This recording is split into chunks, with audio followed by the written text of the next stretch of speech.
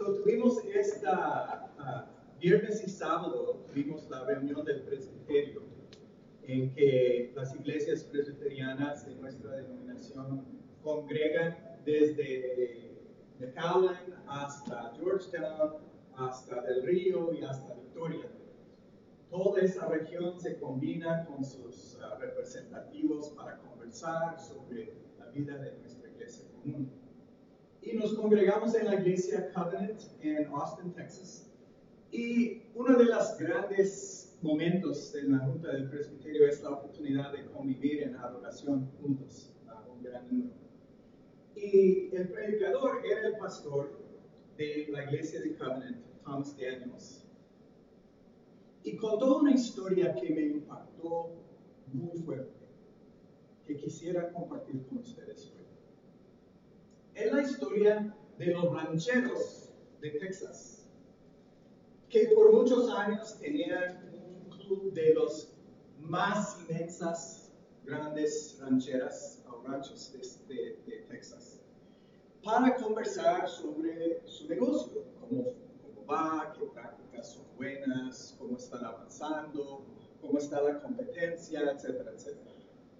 Y ellos descubrieron año tras año que de todo el mundo, ellos eran siempre los casi mejores rancheros en producción y ganancia todos los años. Ganaron el segundo lugar, pero siempre había otro grupo que les superara. Y el grupo era los rancheros de Australia. Entonces ellos decidieron, bueno, vamos a enviar un equipo para descubrir qué están haciendo ellos, para hacer mejor que nosotros, qué están haciendo, ¿no? que mejora la producción. Entonces envían una manada de sus compañeros allá a Australia por un par de semanas para visitar y conocer a los ranchos de los australianos. Y pasaron de rancho en rancho, mirando el ganado, viendo lo que los dan de alimento, cómo los tratan, cómo los cuidan, etcétera, etcétera. Y en fin, después de todo, estaban reuniendo para conversar entre sí de lo que habían visto. Y dijeron, no es obvio, no se entiende. ¿Por qué? Porque lo que ellos están haciendo, básicamente lo mismo que nosotros estamos haciendo. Y estaban rasgando sus cabezas, tratando de averiguar qué era. Y un representativo de los australianos, que era su guía, estaba allí con ellos. Y antes de terminar la última reunión, uno de los señores dijo, ¿sabes qué? Una cosa me preocupa, que no hemos hablado, es que en todos los ranchos que fuimos a visitar, yo no recuerdo habiendo visto ninguna cerca, ninguna malla, ninguna. ¿Ustedes no tienen manera de corralear a sus ganados? Y el australiano se puso a pensar y dijo, pues no, nunca tenemos cercas. Y los rancheros de Texas dicen, pues ¿cómo saben cuáles ganados son tuyos y cuáles son de otros y cómo guardan y garantizan que no van a correr y salir a otro lado? Y el australiano dice, bueno, no construimos ninguna cerca, pero excavamos pozos profundísimos para proveer agua al ganado.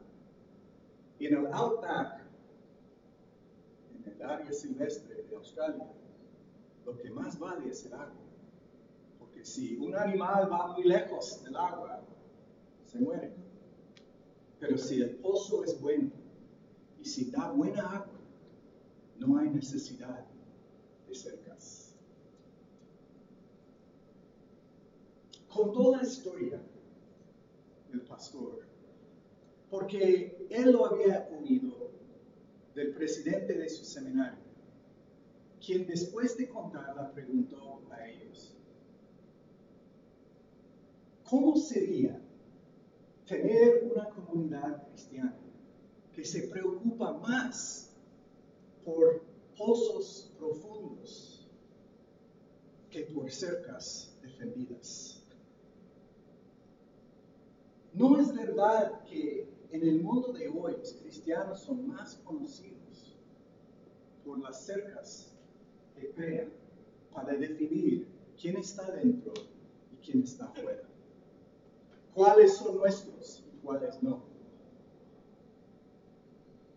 Y no es un error poner tanta atención, tanto dinero, tanta emoción, tanto esfuerzo en crear y defender las cercas y no construir pozos profundos de agua. El apóstol Pablo comenzó su vida construyendo cercas y defendiendo. Y lo confiesa en el texto que leímos ahorita. Él inició su vida de fe aprendiendo sus tradiciones, sus doctrinas y defendiéndolos hasta con violencia. Con toda la seguridad de que él estaba haciendo bien por Dios. Amenazaba a los cristianos, quería destruirlos, intentó encarcelarlos, aún estuvo presente cuando Esteban, uno de los primeros diáconos, fue apedreado a la muerte. Celos para su tradición y las tradiciones de sus antepasados le consumían, así confiesa Pablo en su carta. Hasta que descubrió un pozo profundo que cambió todo para él. Encontré esta semana una encuesta que fue hecha por un grupo en California. Una encuesta sobre la generación milenial, que son los jóvenes adultos que nacieron desde el año 90 a 1990 hasta como 2010 o 2020. Esa generación. 2010, perdón, 2020. No han nacido todavía. Y la pregunta que les pusieron a los chicos que fueron criados dentro de la iglesia, pero que ya no participan para nada en la iglesia. Querían entrevistarlos. ¿Por qué salieron? ¿Por qué salieron de la iglesia? Y las respuestas son muy interesantes. La iglesia es sobreprotectiva, es decir, guarda sus cercas con demasiado interés. No permite ideas ni influencias afuera de lo suyo. La iglesia es demasiado protectiva de su verdad y tradición. Número 2. La iglesia es demasiado ligera en lo que ofrece. No habla con fuerza a la realidad de nuestras vidas y nuestro tiempo. No, esto es muy fuerte.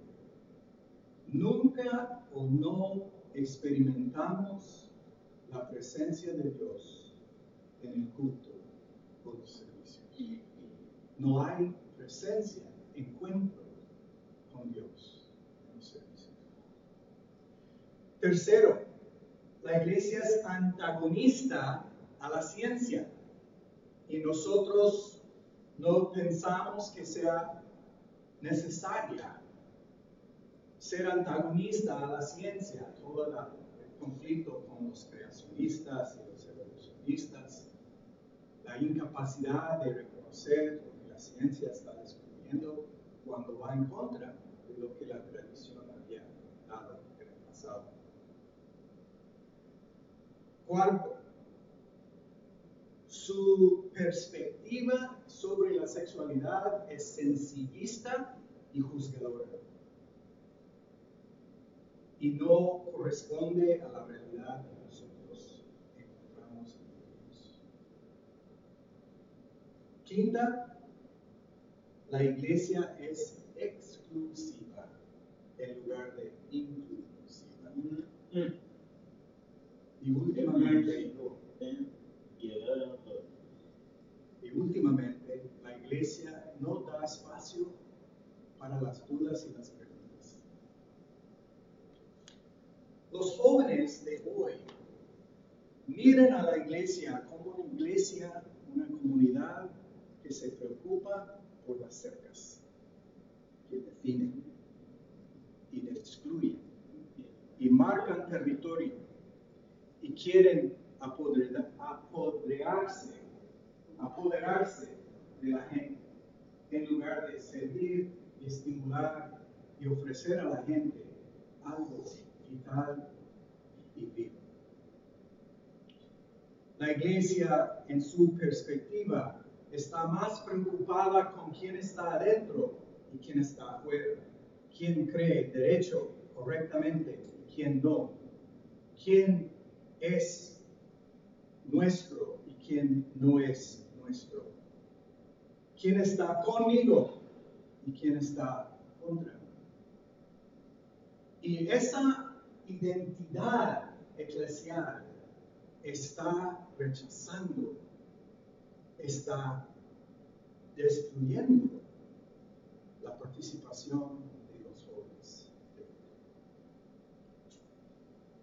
Creo que Pablo nos tiene algo para educar en esto. Pablo era aquel tipo de creyente. Así comenzó su vida. Karen Armstrong, una de las más celebradas escritoras de la historia de la religión en el mundo en este momento, ha escrito un libro que se llama La batalla por Dios. Y es un libro sobre fundamentalismos en la cristianidad, el islam y el judaísmo. Y una de las conclusiones que ella destaca en todo su libro, en toda su historia, argumento, es que los fundamentalistas, los que construyen cercas y los desean mantener a todo costo, tienen más en común entre ellos, aunque son de diferentes religiones y jamás lo admitieran, tienen más en común por su forma de vivir en el mundo y tratar a los demás, que tienen en común con los mismos de su propia religión. Su actitud exclusivista es exactamente igual, sean cristianos, judíos o islamistas. Y al revés, los que procuran excavar pozos profundos de las tres tradiciones, judíos, cristianos y musulmanes, también tienen más en común a veces ellos con ellos que con los semejantes en su comunidad religiosa, porque su interés es descubrir un pozo de la cual todos pueden beber. Todos tendrán agua viva allí. Los místicos que procuran profundizar y fundamentalistas que definan las sectas. ¿A qué nos dedican ellos? ¿Las cercas y su mantenimiento y definición o pozos de experiencia profunda que nos transforman? Pablo, cuando fue a Galacia, había cambiado. Su encuentro con la presencia viva de un Cristo resucitado en el camino a Damasco, donde iba a encarcelar a los cristianos, le había volteado todo el mundo. puso en cabeza la fe que antes guardaba con celos y aún con violencia. Y Pablo descubrió una fuente, un pozo de agua viva que transformó su perspectiva y que abrió el horizonte de crear una comunidad unida, en que judío y no judío, griego y hebreo, hombre, mujer, esclavo y libre, pudieran vivir en unión, como semejantes, como iguales, como hermanos y hermanas. ¿Qué hace Pablo para enfrentar esa dinámica de cercas definidas? Hace algo súper sencillo. Comparte su propia historia de transformación por Dios. Comparte con los Gálatas que habían sido presentados, introducidos a este pozo cuando Pablo ministró con ellos. Pero después vinieron otros que predicaban un mensaje de construir cercas. Y Pablo, frustrado que ellos abandonan el pozo para preferir la cerca, les llama la atención a través de su propia historia. Y dice, mira, yo era así antes. Y lo que me sucedió es que Dios penetró en un momento que no pedí, que no esperaba, que no buscaba en ninguna manera. Dios penetró mi corazón con una revelación amplia, divina y diferente. Yo era ciego, ahora veo. Yo era esclavo, ahora libre. Solo puedo compartir mi historia con ustedes. Créelo o no, es opción tuya. Nosotros tenemos una historia de transformación. Si hemos sido parte de una comunidad que nos ha convertido, cambiado, abierto a una vida mejor, tenemos una historia para compartir. No tiene que ser y no debe ser una historia impuesta, sino compartida. Gloria a Dios.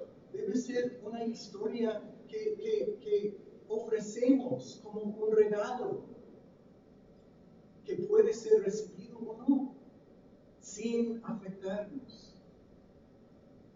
Debemos compartir nuestra versión de aquel canto Sublime Gracia. Sublime Gracia. Sublime Gracia. Era ciego, ahora puede ver. Prisionero, ahora libre. ¿Cuál es tu historia de transformación? ¿Cuándo en tu vida vino Dios, penetró Dios tu realidad para abrirte, para liberarte, para darte un vistazo que no viste antes? Porque el mundo hoy necesita oír tu historia. Los amigos y los jóvenes que ven a la iglesia como algo que solo se preocupa con las cercas que se autodefinen y que excluyen a otros, tienen que escuchar la historia que tú puedes contar de cómo Dios te cambió, cómo Dios te abrió, cómo el poder de Dios es eficaz y real y no superficial. Los jóvenes de hoy necesitan oír tu experiencia de un Dios que te atrajo, que te incluyó, que te incluyó y que no te excluyó. Porque se sienten excluidos. Sienten hoy como que sus dudas y preguntas no tienen lugar. Pueden ser honestos con sus propias dudas. Se sienten como que la iglesia solo quiere juzgar y necesitan oír su historia de misericordia y perdón. Los jóvenes de hoy necesitan oír tu verdad. No impuesto, sino humildemente compartido. Como uno que no valió nada, pero que a pesar de esto, Dios se preocupó por mí y me cambió. Mi esperanza es que pueden tomar el agua de tu pozo profundo y ofrecerlo a los sedientos de hoy. Oremos. Señor, perdónanos personalmente y como iglesia por la manera en que hemos tomado un evangelio que es buenas nuevas y la hemos transformado en una mala noticia que hace huir a nuestros jóvenes en lugar de compartir un poder transformador con ellos. Danos el valor de excavar un pozo profundo en nuestras vidas y tomar de nuevo el agua. Agua que transforma, para darlo a los sedientos hoy. En el nombre de Cristo, humildemente